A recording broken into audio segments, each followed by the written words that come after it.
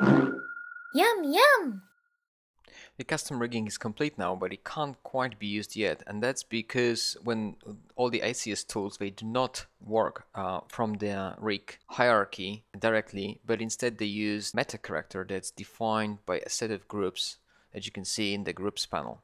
So here's the actor and the various groups that contain different parts of the rig, like the bind meshes, the rig controls, bind skeleton, guides, locked channels, and so on. So in order for ACS to correctly see this, your custom rigging, this whole structure needs to be up to date. Meta rig is generated from the actual rig items hierarchy when you drop a rig preset to the scene. At this point, we can save out the extended rig as a new rig preset.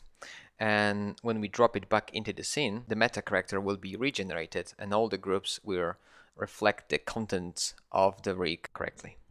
One last step that we need to do before we can save the new preset out is to change the name of the rig. The name can be anything, but it cannot be character 1 or character 2 or character 3. So this is forbidden, and like I say, anything else is fine. So I'm just going to set the name to simply ACS.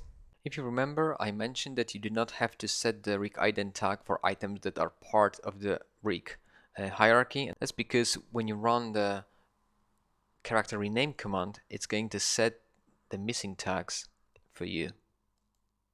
And as you can see, I selected the accessory control, and now I have, after running the rename command, I have the rig ident tag set properly. Okay, so it's time to save the new preset out. I'm switching to the assemblies overview. In the schematic view, grabbing the main topmost character rig assembly, right click and choose save assembly preset. Hit OK on the warning and just pick the file. So I already have a file here, so I'm just going to overwrite, and it's going to be biped extended. So replace, and that's it.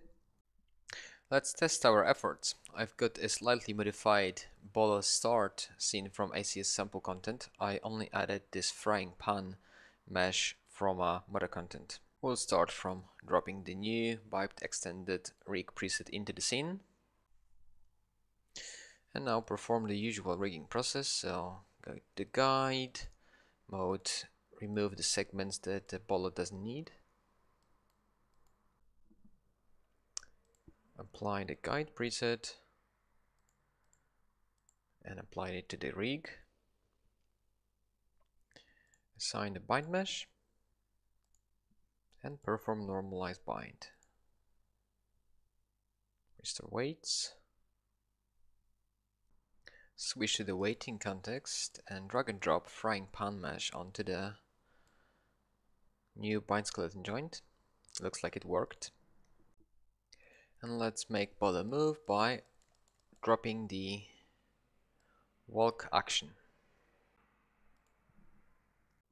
And let's make him move in place by enabling the loop mode Z. There's one thing we need to fix before we can reparent the frying pan to Bolo's hand.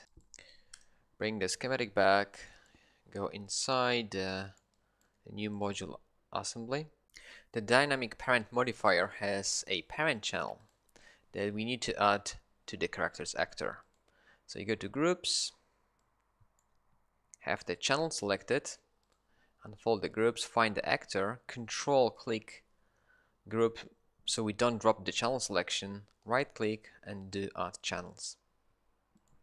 This way the parent channel that is used to switch between different dynamic parents will be part of the rig and can be animated in different actions together with the rest of the character. Now we can attach the frying pan to the character's hand. So I have the control selected, go to modifiers, select the hand control and go to frame 0. I do not need the compensation because I want the frying pan to snap to the hand, so to add parent.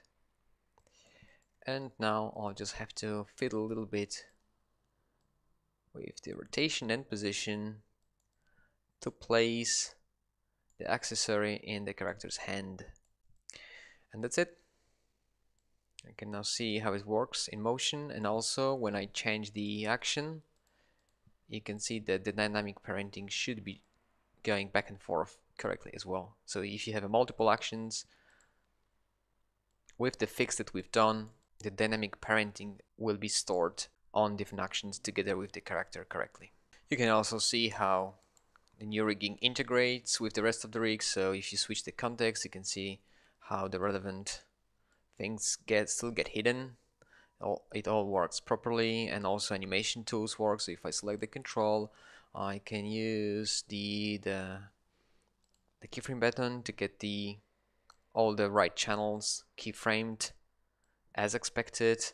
I can use the reset controls to reset the placement and so on. So everything works. And if at any point you decide that you do not need the extra module anymore, you can delete it just like any other segment in the ACS rig.